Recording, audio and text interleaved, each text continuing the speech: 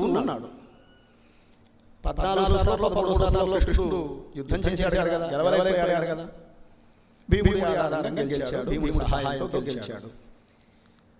ఇప్పుడు జరాసంధుడు ఎందుకు విలనయ్యాడు అనడానికి ఉదాహరణ చెప్తాను.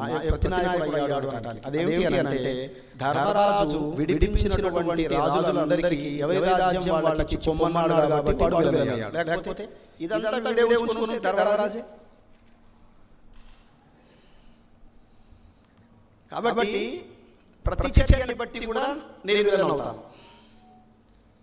ఎదుటివారు నా మీద చేసేటటువంటి లేదా నేను ఎదుటివారితో చేస్తున్న సందర్భాన్ని బట్టి కూడా నేను విలనవుతాను. జరాసంధుడు అలాంటి పాత్ర. ప్రతికూలము అనేటటువంటి మాట దగ్గర ఆ అర్థంలోనే మాట. ఇది జరాసంధుడి విషయం. ఇక మన శకుని లాంటి ఇది చాలా డేంజర్ నిజానికి.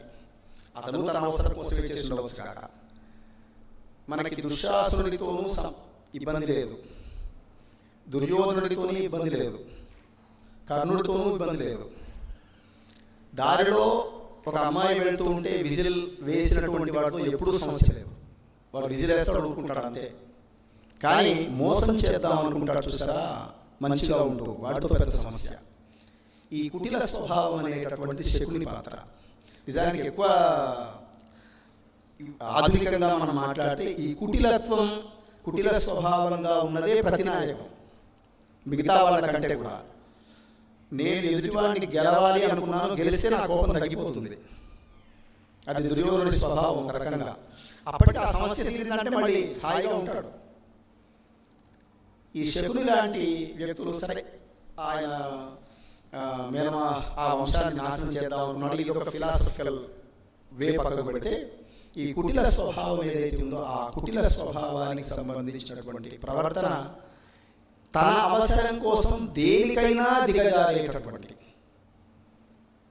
ఒక స్వభావానికి ఆయన ఉదాహరణగా కనిపిస్తాడు. ఇక ధృతరాష్ట్రుడు చాత కాదు, తనకు చాత కాదు, చాతనవుతుంది అని అనుకున్న వాళ్ళు ఏం చెప్తారో అదంతా హాయిగా వినేస్తారు. నాకు చాత కాదు కదా, వదిలేయండి రా ఇక్కడికి అని ఆగిపోవచ్చు కదా. నేను కొన్ని కారణాల వల్ల, అది వైకల్యం వల్లనే కావచ్చు కాక, లేదా మరో రకమైనటువంటి కారణం వల్ల కావచ్చు కాక, నేను ఇలాగే నా బ్రతుకున్నది అని తనకు తెలిసినా కూడా ఎక్కడెక్కడ అవకాశం ఉందో అక్కడెక్కడ రాజ్యం ఇవ్వకుండా పాండవులకి వ్యతిరేకంగా ఉండటానికి ఎప్పుడూ ప్రయత్నం చేస్తూనే ఉంటాడు. అందుకని నాకు ప్రతికూలము అన్నప్పుడు నేను అనుకున్నటువంటి పరీక్షిత్తు, తక్షకుడు, కర్ణుడు, తర్వాత దుర్యోధనుడు, దుశ్శాసనుడు, వీళ్ళందరికంటే కూడా ఎక్కువగా ప్రతికూలం అనిపించినటువంటి వ్యక్తులు శకుని, ధృతరాష్ట్రుడు. నా అవసరం కోసం నేను ఎవరినైనా ఏమైనా చేస్తాను అనే స్వభావం, నాకు చేత కానప్పుడు నేను ఏ పరిమితిలో ఉండాలో ఆ పరిమితి గుర్తించకుండా ఉండటము అనేటటువంటి ఇది కథంతా కొనసాగింది. గమనించాల్సిన విషయం, ఇది కథంతా కొనసాగింది. చర్చ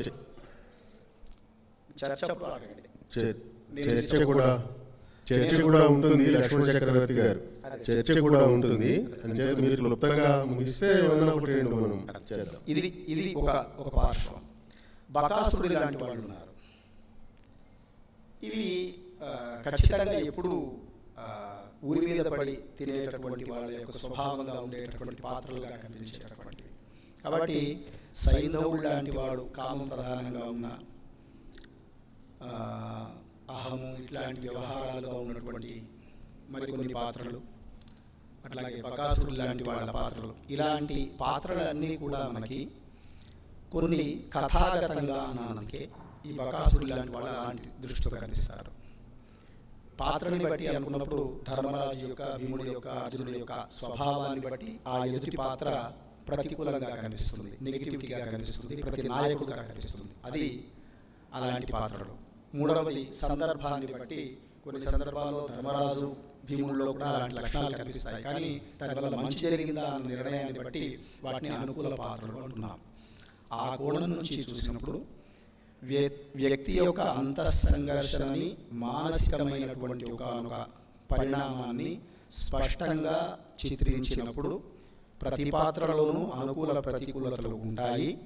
అందులో అది కథకి కానీ సమాజానికి కానీ మేలు చేసినప్పుడు దీనిని అనుకూలము, దీనిని ప్రతికూలము అని నిర్ణయిస్తారని ఈ ఉపన్యాసం ద్వారా నేను తెలుసుకునే అవకాశం కలిగించిన సాహిత్య అకాడమీకి, ఆదికవి నన్నయ్య విశ్వవిద్యాలయానికి కృతజ్ఞతలు అర్పిస్తూ ముగిస్తున్నాను. నమస్తే. ఒక నిమిషం